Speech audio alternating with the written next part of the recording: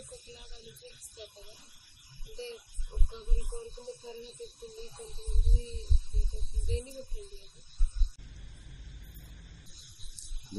భక్తుల్ని బట్టి ఒక్కొక్క భక్తుడిని ఒక్కొక్క రకంగా అనుగ్రహించడం అందరూ ఒకే రకంగా అనుగ్రహించడం ఏం బాగుంటుంది చెప్పు. ఎందుకంటే ఒక్కొక్కడికి ఒక్కొక్క సమస్య ఉంటుంది కనుక ఆ సమస్యను బట్టి చూస్తాం.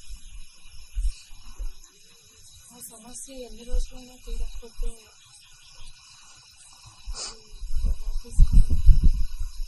అంటే చాలా రోజుల నుంచి అడుగుతున్నాను అది అప్పట్లో అట్లా ఉన్నప్పుడు అంటే ఇంకా బాగా చేస్తారు అని చెప్పేసి మనము ఇంకా బాబాకే లేక చేయగలిగింది ఏముంది, ఏమన్నా చేయగలిగింది ఏదైనా చేసేదాన్ని కదా, ఏదైనా ఉంటే చెయ్యి. బాబాకు వదిలేయటమైనటువంటిది ఏదో దయాధర్మంగా నువ్వు చేయగలిగింది ఏదన్నా ఉంటే చెయ్యి. ఇక నా చేత కాదనుకున్నప్పుడు బాబా వదిలిపెట్టు, అది మేము వదిలిపెట్టేది ఏం లేదు. ఇంకంతకంటే చేయగలిగింది ఏముంది కనుక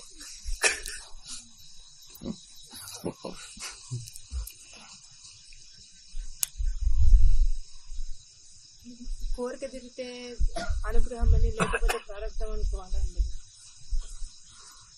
లేదమ్మా, నువ్వు 10 కోరికలు 10లో 9 తీర్చాడు.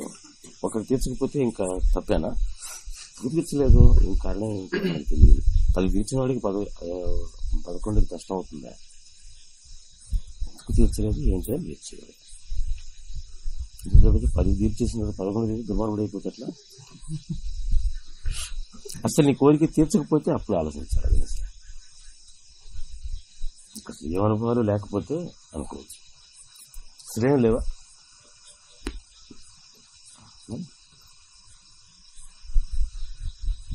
అంటే మనం కొన్ని కోరికలకి ఇంపార్టెన్స్ అసైన్ చేసుకుని ఇంపార్టెంట్ కోరిక, చిన్న కోరిక, పెద్ద కోరిక అలా అనుకోవడం వల్ల నాకు అన్ని తీసుకుంటాను. ఏం లేదు,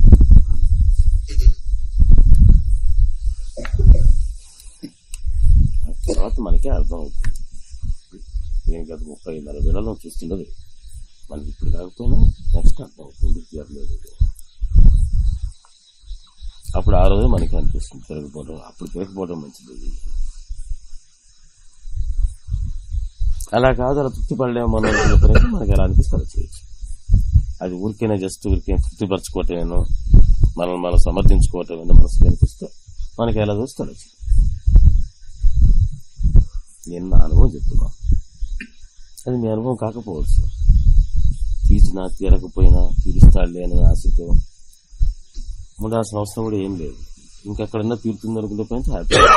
ఎందుకంటే మనకు కావాల్సింది కోరిక తీర్చడమే కదా. ఇంకా బాబాతో స్పెషల్ రిలేషన్షిప్ అంటే మనకేం లేదు.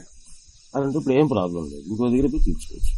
ఎవరు రాగేస్తాం తగలలేదు, ఇంకో దగ్గర పోయి వేస్తాం, ఏంటంటే ముగిపోయింది.